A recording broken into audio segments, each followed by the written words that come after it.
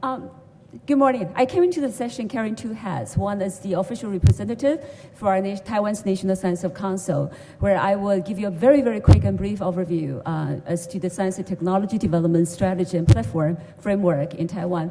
On the other hand, I also come in as a senior administrator of the university that I represent, whose performance in terms of the size of IP licensing, the scale of the industrial and academia collaboration we have in Taiwan has been continuously ranked as #1 in Taiwan. So very quickly, just as to the overview for National Science Council in Taiwan, similar to many other agencies in foreign countries, the major missions include promotion of science technology development for our country.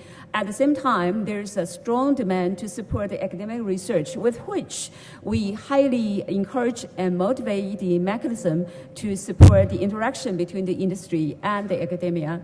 On the other hand, through the establishment of the Science and Technology Park in our region, that's where we see we can better and further enhance the R&D being realized in the industry. So the underpinning philosophy is that to better and to maximize the quality of the R&D environment, we can then take the advantage of the knowledge output to make a better and natural flow into our entrepreneurial development, with which we also hope, if the mechanism is friendly and natural, that output or the demand from the entrepreneurial desire would also then provide another incentive or the project directed approach and program design in the knowledge development. And on the top of that, we hope that we can maximize the benefit of the people and the human capital we produce and cultivate in our country. Very quickly, through many of the discussion yesterday in this exact room, people talk about the percentage of GDP going to R&D in India being 1% at the present time. And probably, I think, as small as Taiwan is, we do have close to 3% of our GDP going to R&D. Now, taking the data from the OECD report, you see very quickly the size of the circle indicated the R&D expenditure scale. Now, that's being calculated on the purchasing power parity, with which we see, again, Taiwan being small, but in terms of the size of the expenditure power in the R&D area, we are comfortably ranked along with countries like Germany, or in a way, we are even greater than Denmark, per se. And under the parenthesis, that's the total number of R&D budget going to the effort, and the number in between indicated the number of employment as a researcher for every 1,000 people. And that gives you an overall idea as to how the capita is being organized in Taiwan. So taking another data from the WEF, you see we do have a niche and maybe the potential in the area of innovation, and put us well positioned in the global arena. If you take in the Asian ranking, I think the new data coming out from World Bank that shows that in the global knowledge-based economy review, we are well positioned in among our Asian country. I think it's probably to a number of you or many of you that we do have quite a few of the products that are being ranked #1 by volume, including the LCD panel, and #2, the LED, and so forth. In terms of the total number of patents granted in the U.S., we rank #5. So through the National Science Council effort, I think the aim and the endeavor is to build the overall high quality and the R&D environment by very much strict in the peer review process to fund the research proposal. On the other hand, we also cultivated and established quite a few number of national laboratories to facilitate cross-discipline, cross-schools, cross-sectors co-development in the science and technology project. We particularly motivate and encourage the industry and academia collaboration. So to give you a snapshot of the few national laboratories technologies that include the area of narrow devices, medical devices, and with the establishment of animal centers throughout the country that become the base for the academic institution to work with the industry for biotech, biochemical area of development. The newly accomplished or completed center is the National Synchrotron Radiation Research Center. With that, we hope many of the applied research can go into the advanced level of neurosciences, molecular sciences, and so forth. So I'm going to be very quickly to elaborate a few further examples in terms of how the academia achievements can be better linked with the industrial output. And a few new programs that now are taking places in Taiwan on the national level includes the search for disruptive technology.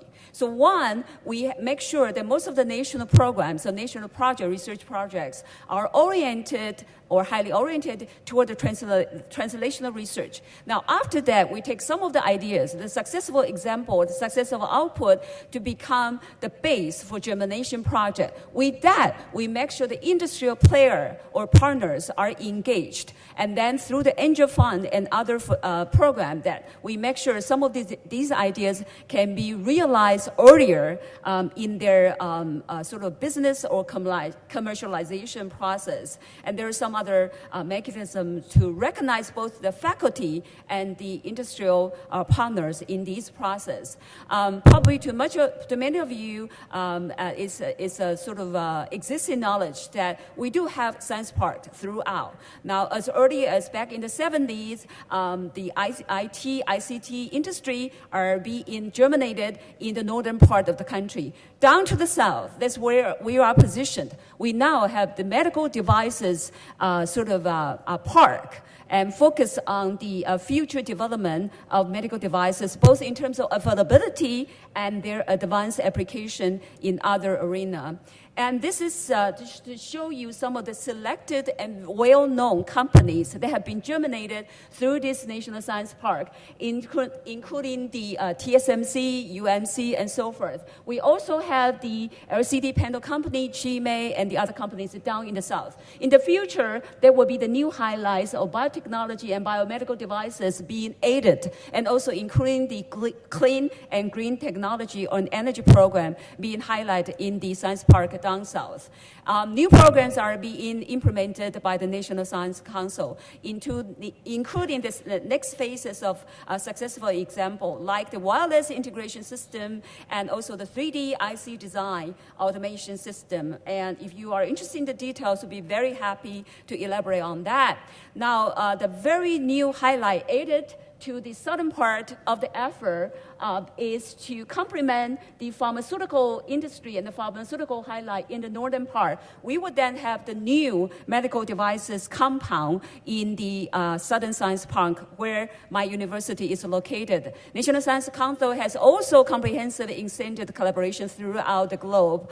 And with the branch offices like this one in New Delhi area, they will facilitate the networking of both the scientists as well as the students and the industrial players and the entrepreneurial VC capitals and so forth go into these endeavors. There are specific programs to facilitate students, like the summer program. There will be project-based personnel exchange program covering all the way from UK, Hungary, Bulgaria, and so forth. There will be also the call for joint proposals going into these projects that varies in the scale and also varies in the number of participants or the diversity of the partners engaged in these joint proposals. Some of them only specifically aim for academic partners. Some of them would specifically request for the industrial player to be part of the joint endeavors. So I won't have time to go into that, but just a few highlights of them with the Harvard Medical School, with the one in UC San Diego, and also with the one with Intel, IBM,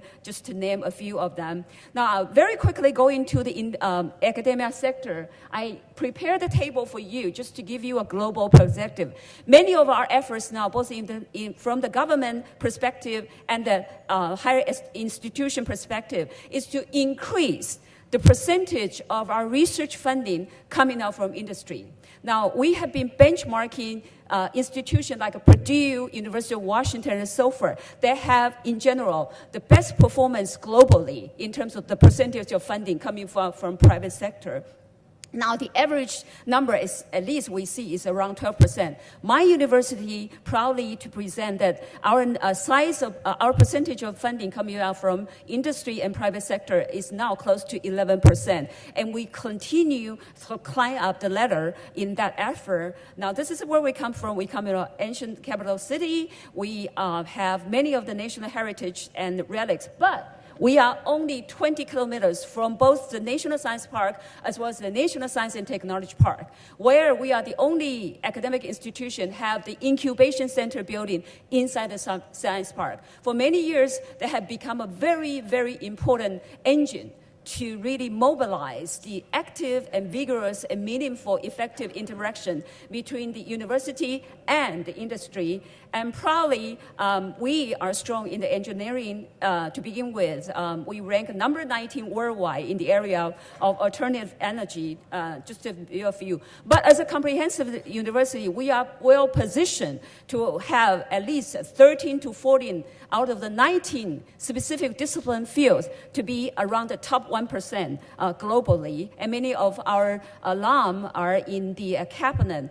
5 out of the 9 ministers now are alum. But very quickly, the reason I would like to share this information with you is that we are now the homes of 4 major national centers of excellence, where I think the topics were very much of great interest to my colleagues here in India, including the topic of energy, the topic of advanced medical devices, and the topic of infectious disease. We wrote the clinical guideline for dengue fever disease for the WHO, and that's pretty much coming out from our research output. We are now in the stage of vaccination development, and also, of course, the Optoelectronic Technology Center, which is the top 20 worldwide. But in terms of IP licensing, let me give you a very quick overview. This is the value of per IP licensing out. We benchmarking ourselves with Kyoto University, which is our partner university. You see, by the year of 2012, the size of our IP is very much exceeded value. Now, this makes the record in Taiwan. One single IP licensing out to the pharmaceutical company in Europe is around $13 million US, and that's the first phase of licensing size, and well positioned ourselves in the effort of that. I realize my time is up, but there will be other information can be shared in the slides that I hide it behind. But for that, I thank you for your patience.